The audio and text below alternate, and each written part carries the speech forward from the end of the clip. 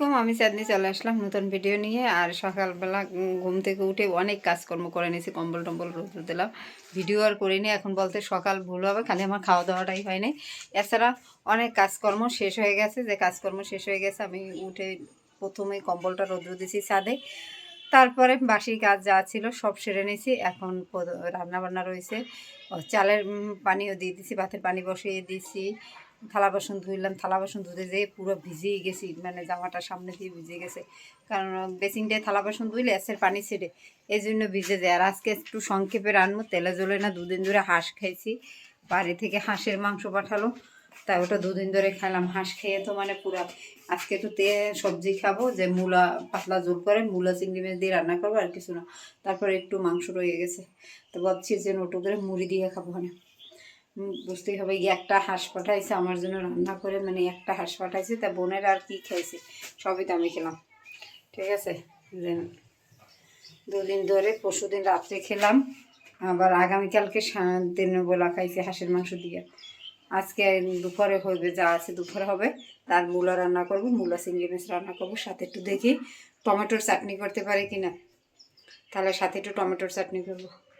তাই চলো একটু কাজকর্ম করে নিই, একটু গোছ গাছ, একটু সকালের খাবার খেয়ে নিই। সকালের খাবার সব গুছাই নিছি রান্না করে। আর এদিকে যাব ডাক্তার দেখাতে, তার জন্য রুমমেটটা এত খারাপ, এত মানে পচা একটা রুমমেট, বলে বুঝাতে পারবো না তোমাদেরকে। মানে কোনো কিছু রাইখে গেলে আইসা জিজ্ঞাসা করলে বলে আমি তো ধরিনি, আমি তো জানি না, এরকমের বলে। তার জন্য সব আমার রুমে ঢুকিয়ে তালা মারা লাগতে আছে। মানে রান্নাঘরে কোনো কিছু রাখা যাবে না। যদি সামান্যটা জিনিস জিজ্ঞে বোঝেন এই জিনিসটা ছিল, এটা কোথায়, বলবে আমি জানি না, আমি ধরি না। পরে জানবো যে ওই দিয়েছে অমুক বাসায়, এরকমেরই হয়। তার জন্য চিন্তা করছি যে সব গোছাইয়ে রুমের ভিতর ভরে রাখবো। তাই সব একটা একটা করে গোছগাছ করে রুমের ভিতর রাখতে আসি। মানে গোছাইতেই শেষ হয়ে যায়। এখন তো আমি তো নিজের ব্যাগটা গোছাইতে নি, যে নিজের ব্যাগটা গোছাই সময় হয় না, তাই ওটা গোছাই আস্তে আস্তে, যে আস্তে আস্তে গোছাই, এদিকে গোছগাছ করে নিই। তাই চলো প্রথমত একটু খাবার খেয়ে নিই, ক্ষুধা লাগছে, প্রচণ্ড ক্ষুধা লাগছে। খেতে হবে সেরোতা, তারপরে খাবার খেতে হবে। সেরোতার পানি ভিজানো, আগে সেরোতাটা খেতে হবে, তাই আগে সেরোতাটা খেয়ে নিই। সেরোতা হচ্ছে জম্মের তিতা।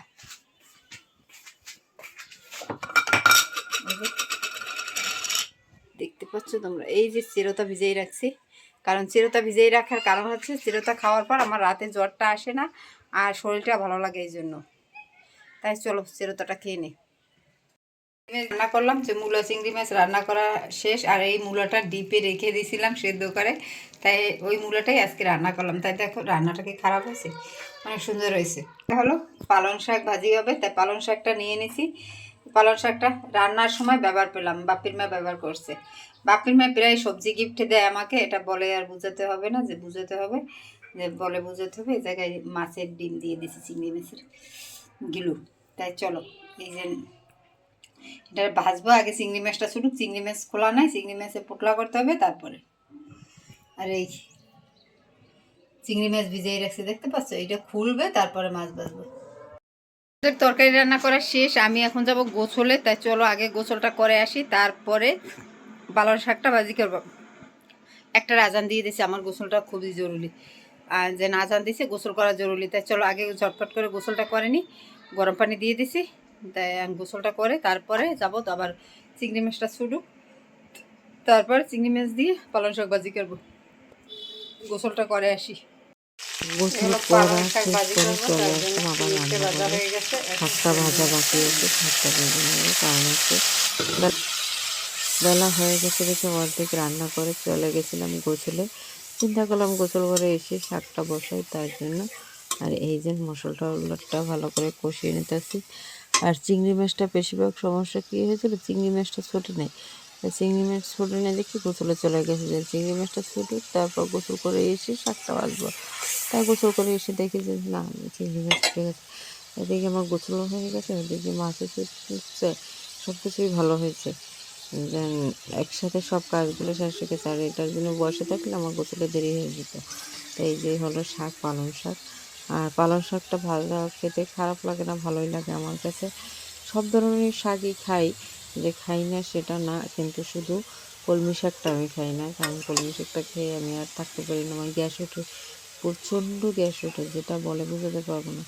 মানে গলা টলা জ্বলে যায় এমন অবস্থা হয়েছে কলমি শাক খেলে। তাই ফাইনালি লুক আমার শাকের এরকমই, দেখতেই পাচ্ছ চিংড়ি মাছ দিয়ে পালং শাক ভাজা কতটা সুন্দর হয়েছে। আর তোমাদের কার কার ভালো লাগছে আমার পালং শাক ভাজাটা সবাই একটু কমেন্ট করে জানাবে। আর এরকম রান্নার ভিডিও দেখতে চাইলে অবশ্যই জানাবে। আমি চেষ্টা করি সব ধরনের ভিডিও তোমাদেরকে দিতে, যে সব ধরনের ভিডিও দিতে। তাই এই যে আর যে কোনো শাক ভাজায় একটু তেলের পরিমাণটা বেশি লাগে, তা আমি একটু বেশি দিছি, তেলটা পড়ে গেছে বেশি। তাই এখন ভাত নিতে আছি, যে ভাত খাবো। তাই চলো ভাতটা খেয়ে নিই, দুপুরে খাওয়া দাওয়া সেরে তারপরে হলো কথা, যে দুপুরে খাওয়া দাওয়া সেরে নিই। বেলা বেজে গেছে 2টা। আর শীতের দিনই আমি কাজের সাথে কোনো দেখা মানে সময় করতে পারি না, বেলা অনেক হয়। টাইমে চলে আসলাম ছাদে, আর ছাদে এসে দেখি লাউ গাছে 2টা লাউ ধরছে। একটা সেদিন দেখে গেছি, আবার দেখি আর একটা, তাই 2টা লাউ হয়ে গেছে। একটাও খেয়ে যেতে পারবো না, কারণ এখন আর 10-12 দিনের মধ্যে বড় হবে না ওরা তেমন, তাই আমার খাওয়া হবে না গাছের লাউ। এই একটা লাউ হয়েছে, আর এই একটা লাউ হয়েছে, সেদিন হয়েছে এইটা। এই যে 2টা লাউ, 2টা লাউই দেখাই তোমাদের একসাথে। একসাথে 2টা দেখানো যাবে না। এটা এখানে হয়েছে, আর এটা পাতার আড়ালে হয়েছে। অনেকগুলো ফুল ফুটছিল, এই একটা ফুল ফুটছে, আবার কলি ছাড়ছে, ফুল পড়বে। তাই এরকমের গাছটা মানে সাইজ ছোটোর ভিতর খুব ভালো হইতে আছে, যেটা বলে বোঝাতে পারবো না, যে ছোটোর ভিতর খুবই ভালো দিলাম আমার লাউ গাছের লাউ। আর আজকে তেমন কিছুই করি নেই, আর তেমন ভিডিও করি নেই। দুপুরবেলা একটু রান্নাবান্না করলাম, কারণ প্রতিদিন কাজ তো সমান থাকে না বলো, কাজ কম বেশি থাকে এরকমেরই। আর কদিন তোমার যেন কী হয়েছে, কাঁথাটা সেলাই করি না, যে কাঁথা ধরেই দেখি না, কাঁথা সেলাই করি না, কারণ কাঁথায় হাতই দিই না। ঠিক আছে, যে কাঁথায় হাত দেওয়া হয় না। যাই হোক, এখন যাবো রুমে, যাইয়ে তারপর দেখি একটু সেলাই করতে পারি কিনা, দেখি একটু সেলাই করতে সন্ধ্যায় পারি কিনা। সন্ধ্যাও লেগে গেছে, এখন আর আমি ছাদে থাকবো না। আর আজকের ভিডিওটা চিন্তা করছি ছাদে বসেই শেষ করে যাব। আর রুমে যেয়ে কী শেষ করব, তার জন্য চিন্তা করছি। তাই যেহেতু ছাদে আসছি, তার জন্যই ক্যামেরাটা অন করে, নাহলে করতাম না। যে আর লাউ গাছের ফুল দেখতে এত ভালো লাগে, বলে বোঝাতে পারবো না তোমাদেরকে যে কত ভালো লাগে।